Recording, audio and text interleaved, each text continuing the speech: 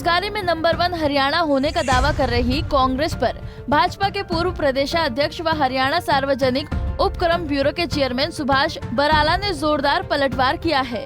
सुभाष बराला लाला लाजपत राय की 197वीं जयंती के मौके पर हिसार पहुंचे थे, जहां उन्होंने कहा कि बेरोजगारों के मुद्दे को लेकर कांग्रेस पार्टी झूठी एजेंसियों के सर्वे के आधार पर झूठे आंकड़े पेश कर जनता को बरगला रही है। लेकिन हकीकत ये है कि उनकी सरकार ने पारदर्शिता और मेरिट के आधार पर हजारों नौजवानों को नौकरियां दी हैं। बराला ने इस मौके पर महंगाई के मुद्दे को स्वीकार भी किया और कहा कि उनकी सरकार महंगाई कम करने की दिशा में काम कर रही है।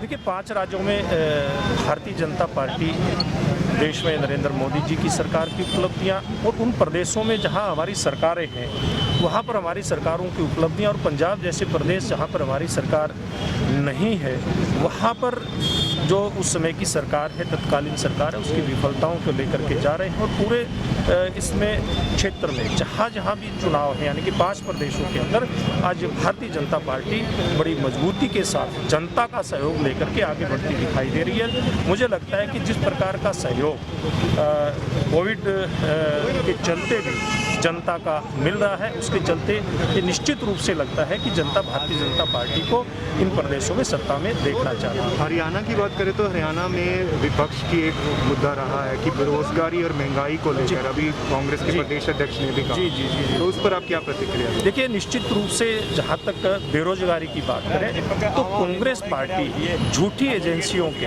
फेक एजेंसियों के आंकड़े प्रस्तुत करती है और रोजगार के प्रति हमारी सरकार कितनी इसमें चिंतित रही है शुरू से।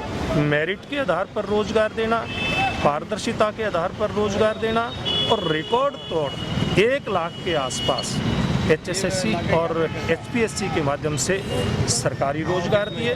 और जिस प्रकार से हरियाणा में प्राइवेट क्षेत्र में भी हरियाणा के 75% युवाओं को नौकरी देने की जो बात कही गई, इससे भी हरियाणा के बेरोजगार को लाभ मिल रहा है। तो विपक्ष के लोग खोखले दावे इस प्रकार के करते हैं, झूठे आरोप और राजनीतिक लोकप्रियता हासिल करने के इस प्रकार के काम करते हैं। लेकिन महंगाई को लेकर तो आपको लगता है कि महंगाई की जहाँ तक बात है, देखिए महंगाई किसी को भी अच्छी नहीं लगती, चाहे वो हम जैसे लोग जो सरकार में बैठे हैं, देश के प्रधानमंत्री से लेकर के कोई भी ऐसा देश चलाने वाला व्यक्ति ये सोचता है कि महंगाई ना बढ़े। लेकिन फिर भी मैं एक बात ये कह सकता हूँ कि जिस प्रकार से बहुत सारे विषयों के अंदर, चाहे डीजल पेट्रोल के रेट को कम करने की बात थी, अन्य कुछ गरीब लोगों तक सुविधाएं पहुंचाने की बात थी, ऐसे कदम भी इस दौर के अंदर उठाए गए ताकि समाज का जो मध्यम और गरीब तबका है उसके ऊपर महंगाई का असर कम हो। इस प्रकार के कदम प्रदेश और देश की सरकार के द्वारा उठाए भी जा रहे हैं। बता दें कि सुभाष बराला ने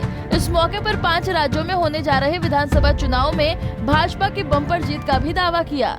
उन्होंने कहा कि देश की जनता भाजपा की नीतियों से प्रभावित है, इसलिए उन्हें पूरी उम्मीद है कि 5 राज्यों की जनता भाजपा को सत्ता के सिंहासन पर बैठाने का काम करेगी।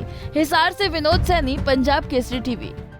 हमसे जुड़े रहने के लिए हमारे YouTube चैनल को सब्सक्राइब करें और नई वीडियो की नोटिफिकेशन के लिए बेल आइकॉन को दबाएं। अगर आप ये वीडियो Facebook पर देख रहे हैं तो लाइक जरूर करें और ज्यादा से ज्यादा शेयर करें। धन्यवाद।